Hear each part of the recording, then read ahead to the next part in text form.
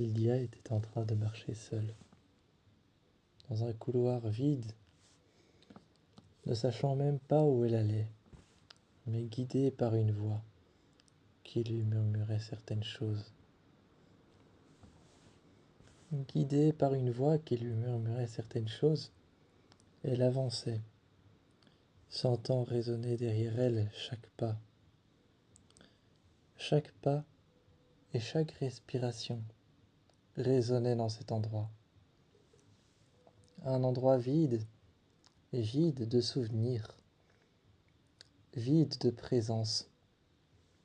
Face à une table en métal, elle pouvait sentir en posant sa main dessus le nombre de morts qui y avaient été posés. Elle pouvait sentir le nombre de décès, le nombre de causes qui y avaient été faites.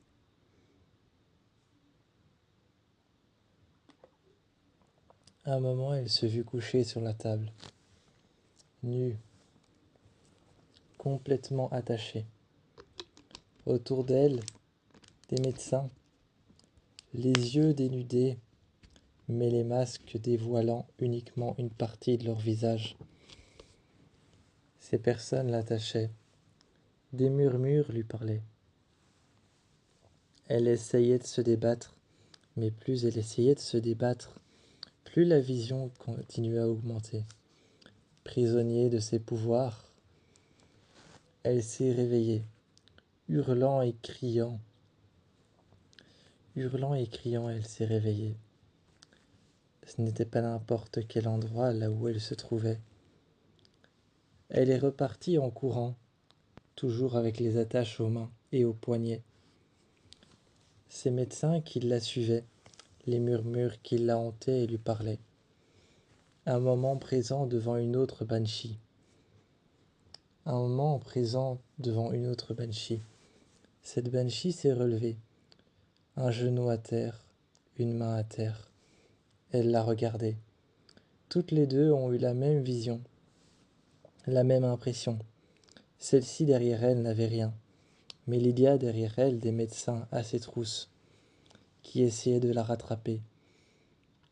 À un moment, toutes les deux se sont regardées, se sont retournées en même temps, de manière synchronique, comme si ce n'était pas Lydia face à une autre banshee, ou une autre banshee face à Lydia, qui en était une, mais comme si c'était un miroir. L'une comme l'autre ont crié, et leurs cris se sont affrontés.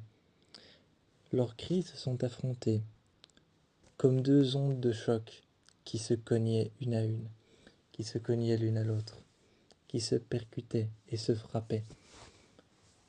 Leurs cris de banshee s'affrontant, Lydia avec ses mains puisant son énergie, et surtout dirigeant son cri vers la banshee face à elle. L'autre banshee avec ses mains, fermant les yeux et hurlant en criant, dirigeant ses mains pour diriger son cri. Les deux cris se percutèrent, mais tellement fort qu'ils en implosèrent de l'intérieur. Une onde de choc très très très bruyante. Une onde de choc très bruyante éclata d'un seul coup. Les médecins disparus, partirent tout de suite, et Lydia partit avec la banshee en la prenant par le poignet. Elle sortit tout de suite. Quand elle sortit tout de suite de l'asile psychiatrique de Beacon Hills, elle regardait une dernière fois la porte.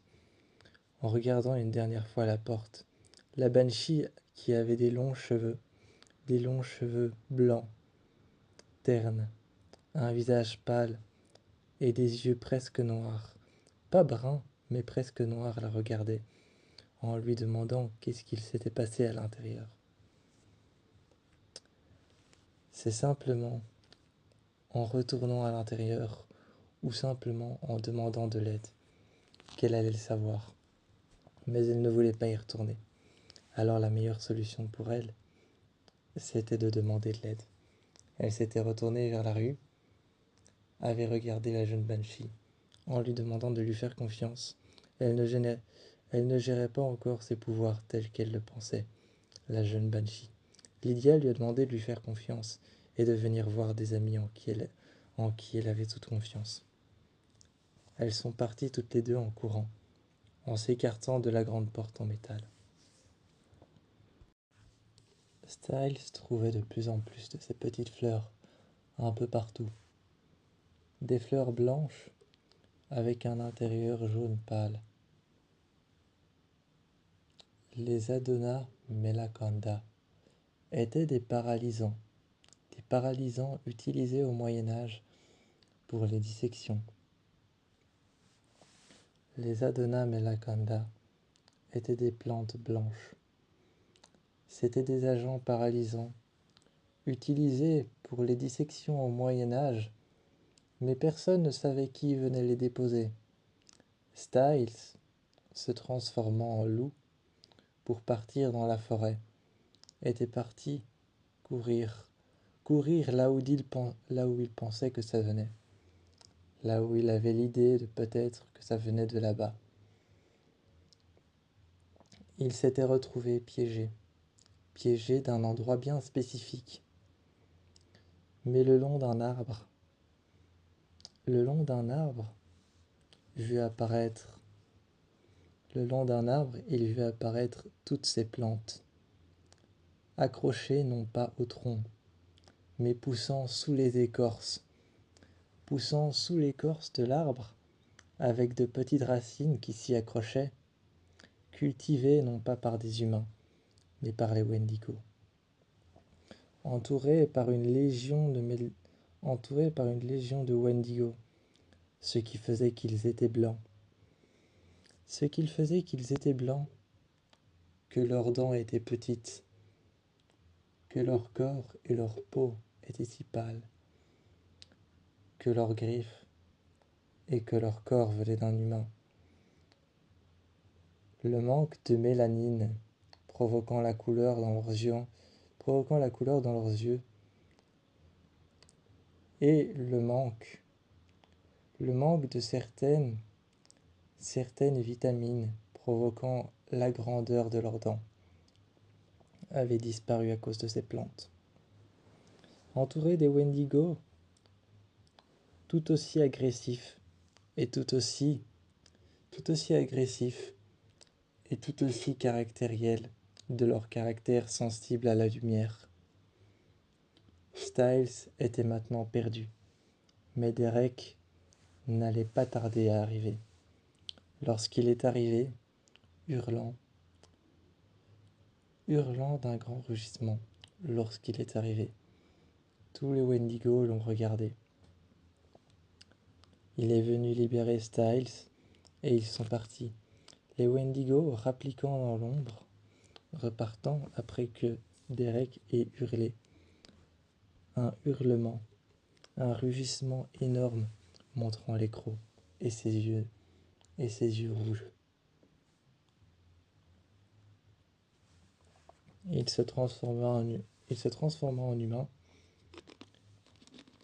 et le temps d'une minute, abandonnant chez eux le loft de Derek. Sur la porte, la spirale était inscrite. Ils ont appelé Lydia, qui est arrivée tout aussitôt. Les prévenant de son rêve, ils ont appelé Lydia. Les fleurs blanches, la spirale, parfois même quelque chose de complètement différent. La pluie qui s'arrêtait subitement de faire du bruit. La nature, le soir, qui s'arrêtait subitement de faire du bruit. La présence de Wendigo, un ou deux qui passaient juste en bas. Encore aucun d'eux ne savait qui était cette meute de loups. Et pourquoi est-ce qu'il leur prévenait de quelque chose? Est-ce que c'était un avertissement? Est-ce que c'était une menace? Lydia est arrivée, a posé sa main le long de la spirale, a fermé les yeux et à regarder quelque chose qu'elle voyait. Finalement, face à la spirale, elle a hurlé, saisie par une présence obscure qui était juste en dessous du néméton. Juste en dessous du néméton, une présence obscure. Ce n'était ni un animal, ni un loup, ni un humain, ni une créature surnaturelle ou paranormale. Juste une présence obscure, ne possédant ni corps, ni yeux, ni nez, ni visage, ni épaules, ni bras, ni jambes. Une présence bien plus puissante que les Wendigo, bien plus puissante que la meute alpha, bien plus puissante que deux Calions, bien plus puissante qu'un alpha, qu'un bêta, qu'un oméga, ou que n'importe quelle puissance surnaturelle à Beacon Hills. Cette présence était là. Elle se montrait sous la forme de quelque chose de noir, obscur, une sorte de point de ralliement, différé entre l'ombre et l'obscurité.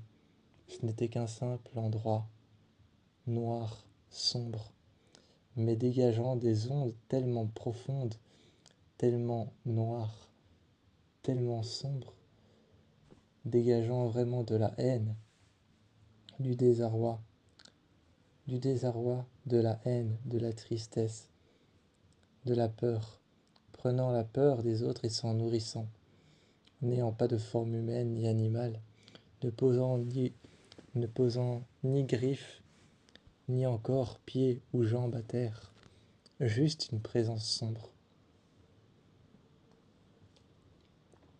Lydia, pour échapper à cette présence, échapper à ne serait-ce qu'elle fasse ou réagisse d'une manière beaucoup plus agressive qu'elle ne le pensait, ouvrit les yeux tout de suite. Mais elle savait qu'elle allait s'attaquer à l'un d'eux, Styles, Derek, ou alors peut-être encore Scott. Tout de suite, elle ouvrit les yeux, elle cria, et la porte sur laquelle était gravée la spirale avait disparu. Ce n'était pas pour autant que le problème était réglé. Elle cria, et la porte se plia en deux, et partit tout au loin.